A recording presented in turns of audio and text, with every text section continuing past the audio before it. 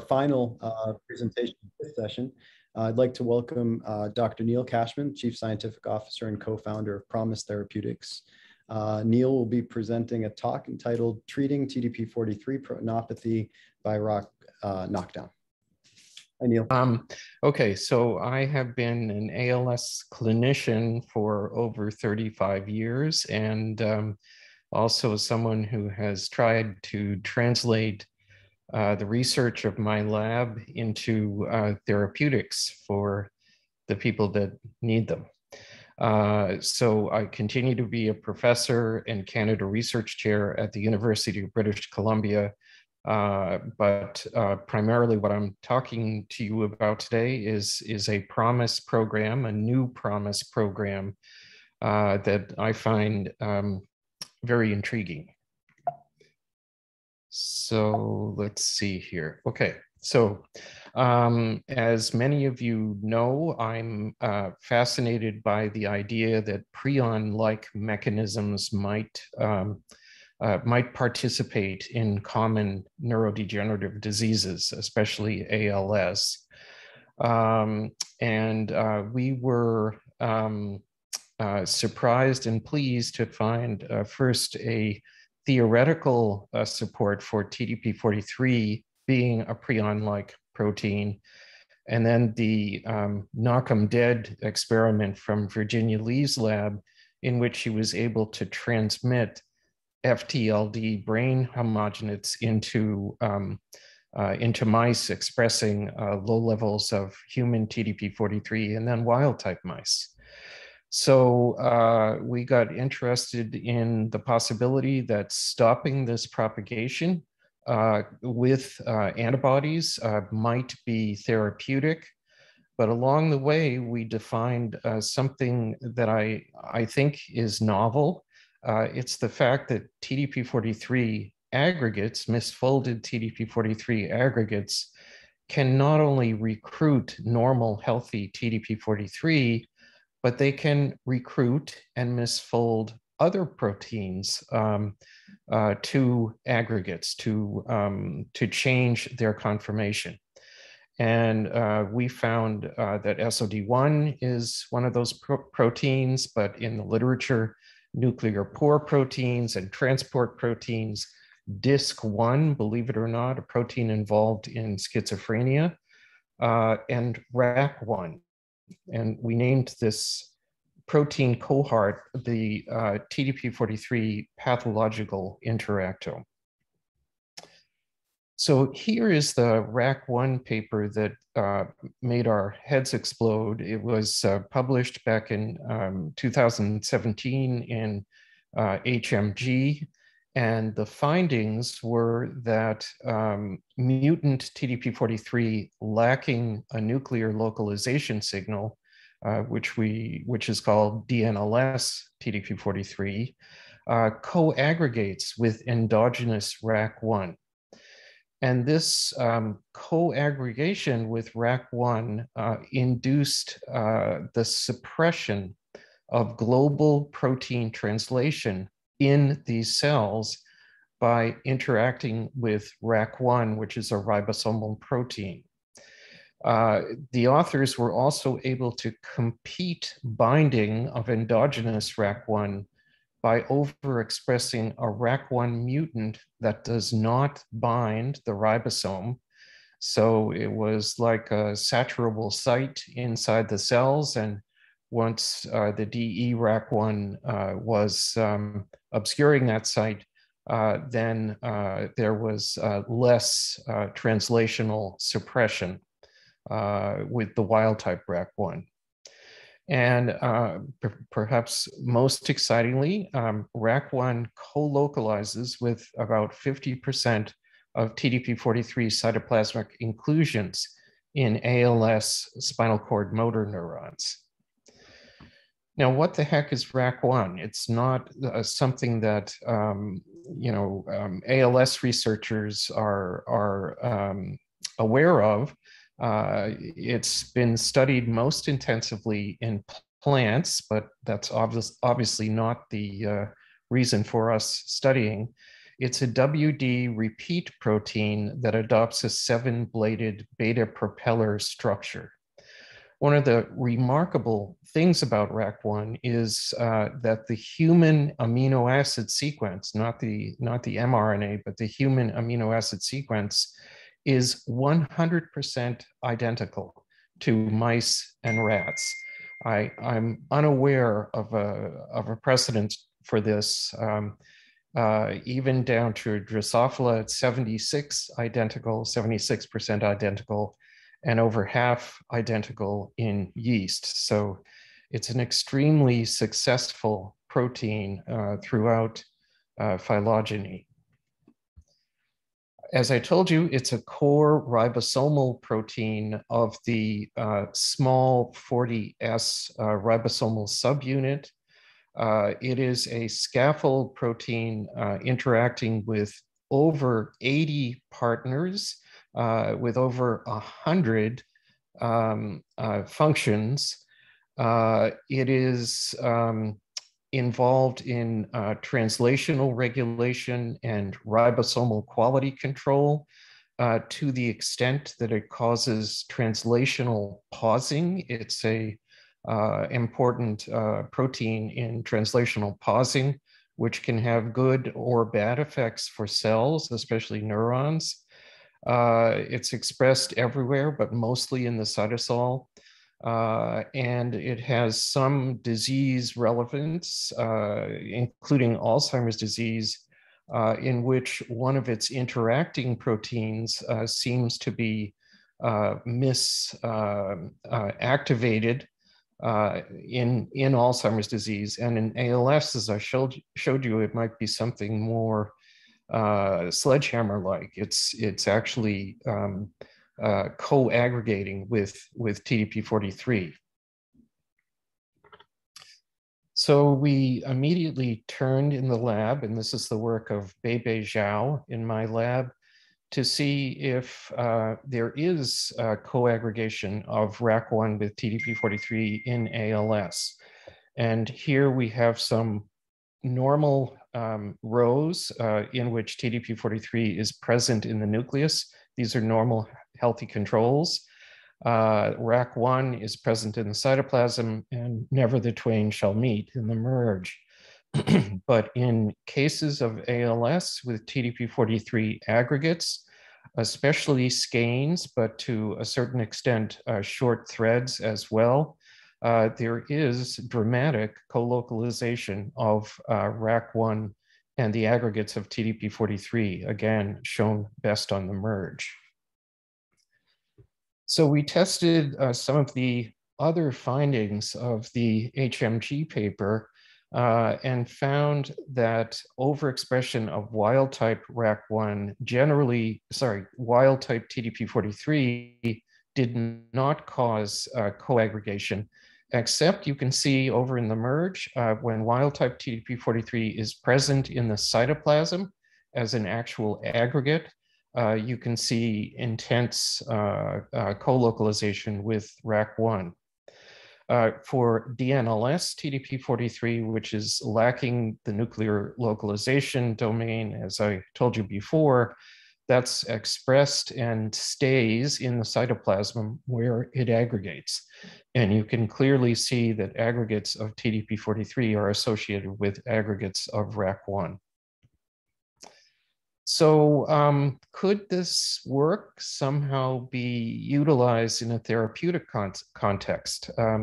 I am putting on the top row some of the proteins that ProMis is working on, and also the rest of the world except for RAC1.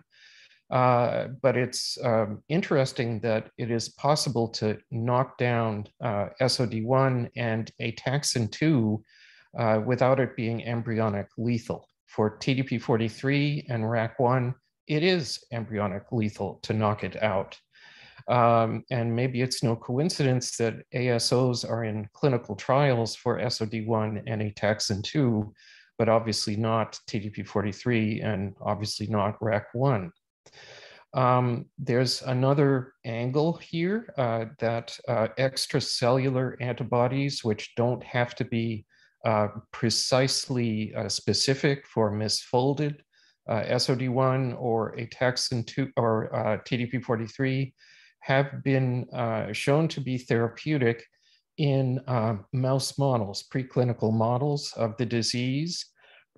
And antibodies have also been shown to be therapeutic, but under these conditions, an isoform-specific antibody is required. I guess the bottom line in both commercialization and usefulness is that antibodies could be competitive with ASOs, competitive in the commercial sense. So we turn to our track record in ProMis Neurosciences to attempt to identify misfolding specific epitopes for RAC1, which could be targeted intracellularly while sparing normal RAC1 to perform its hundreds of functions in the cell. And our track record with A-beta amyloid oligomers, alpha-synuclein, tau, and TDP-43 has been pretty good. We've been able to define and exploit misfolding specific misfolding specific epitopes for generation of antibodies that hit the bad guys and spare the good guys. So as a proof of principle experiment, we decided to knock down RAC1 in adult cells and adult animals. And here's some experiments with TDP-43 expressed in hex cells. You can see that RAC1, as was shown before, co-aggregates with DNLS TDP-43 in the same cells.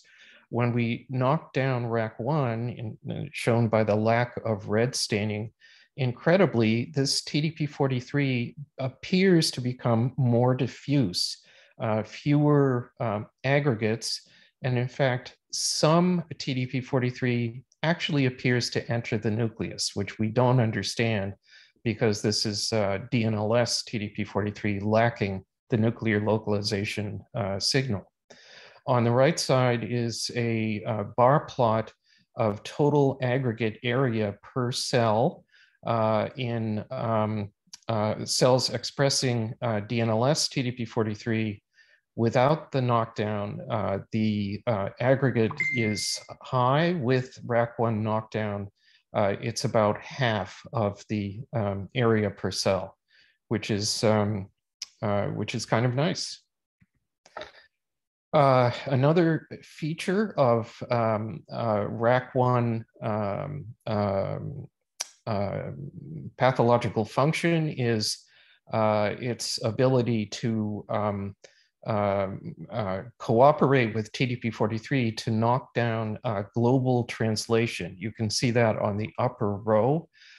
Here we're using something called a sunset assay, which uses incorporation of puromycin in the nascent translation products. You can see in the cells where there's aggregates of TDP-43, those same cells have no protein translation, at least measured by puromycin uptake. And you can see that there's the two stains are kind of exclusive in the merge. When we knock down RAC1, it appears that there is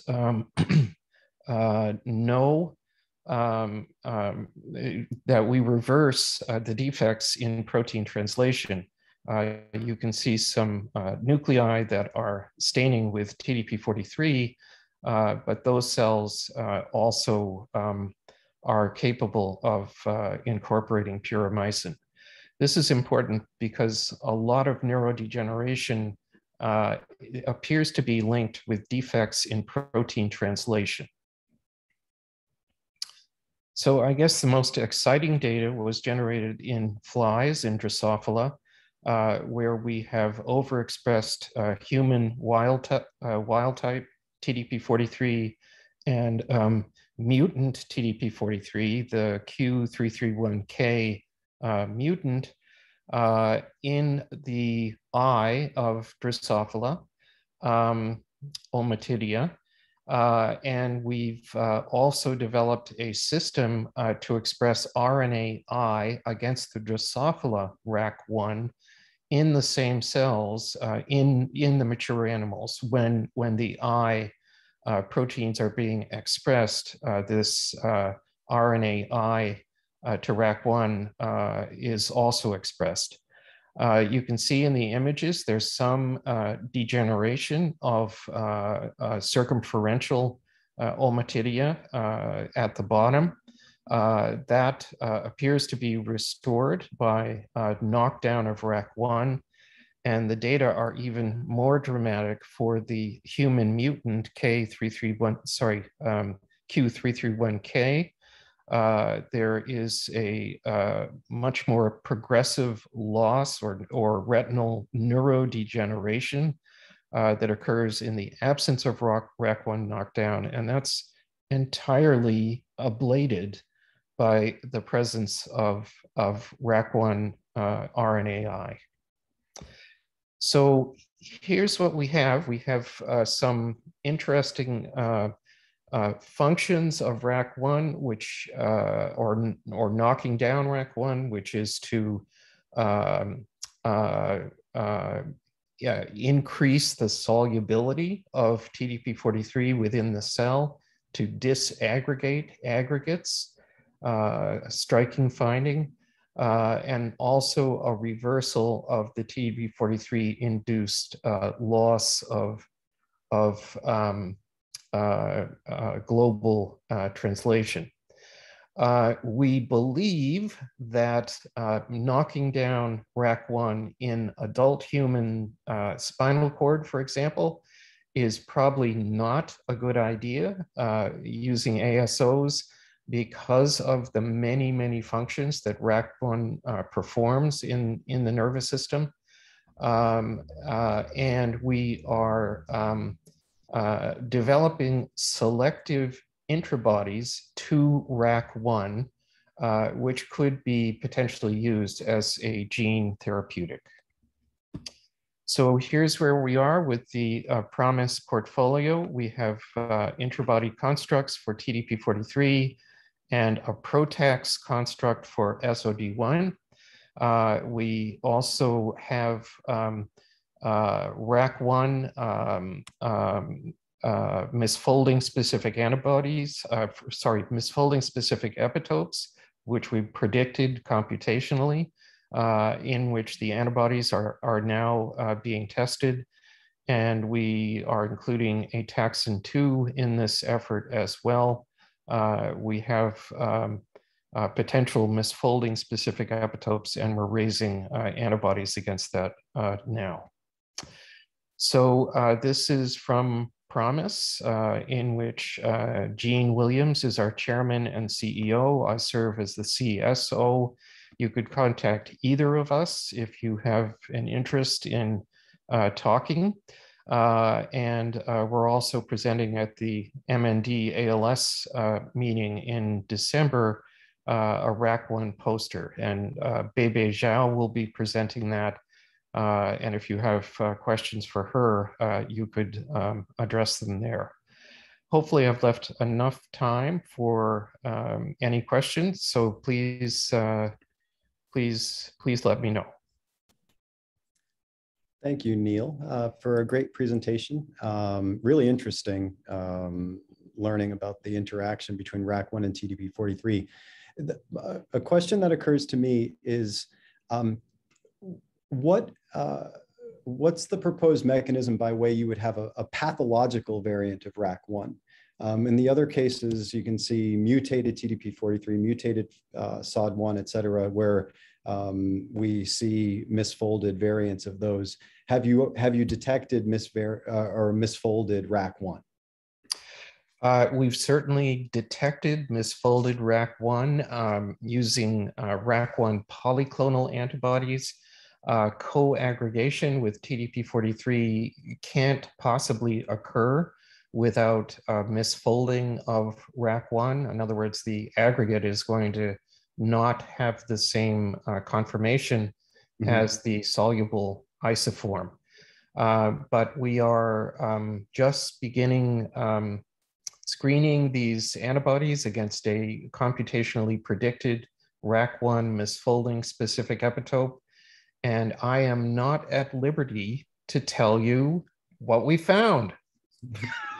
I hope that's okay. That's fine. I guess a follow-up question is, would it be too late at that point? So if it has already aggregated with the TDP-43, would having the intrabody associated at that point, would it be too late? Or does this protect against future interactions? So the idea is misfolded RAC1 will be a target for these intrabodies, which can drag the RAC1 to a degradation system like the lysosome or the proteasome or proteostasis. Yeah, that's the idea. We've had success with that idea with misfolded TDP-43 in the cell, and we're applying that idea to a new target, which is RAC1. But I have no data to report to you at present. Thank you. And I'll go ahead and take a question from the chat. Dylan Neal, have you further characterized the nature of RAC1 TDP-43 cytoplasmic aggregates? Are mitochondria or other organelles adjacent to these large foci? Does RAC1 siRNA improve survival or mitochondrial function in your cellular models?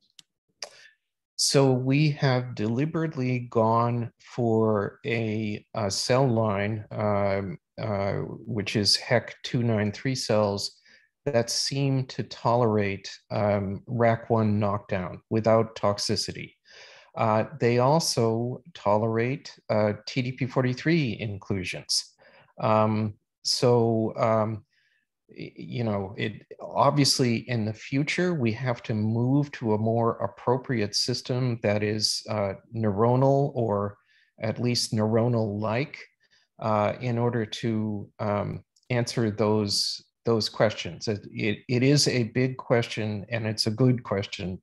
Does RAC1 knockdown or neutralization of misfolded RAC1, does that promote cell survival? Our guess at present is that by disaggregating the TDP-43 aggregates and by restarting global translation, this is likely to be some kind of reset for the cell. Or I wouldn't even say likely. It is possible that this is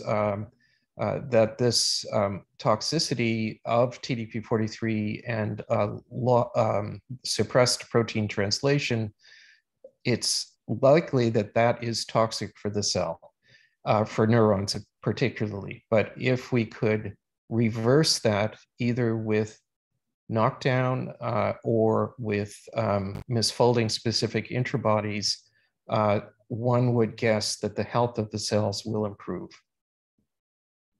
Thank you very much. Thanks very much for that. With that, I think we're closing this session.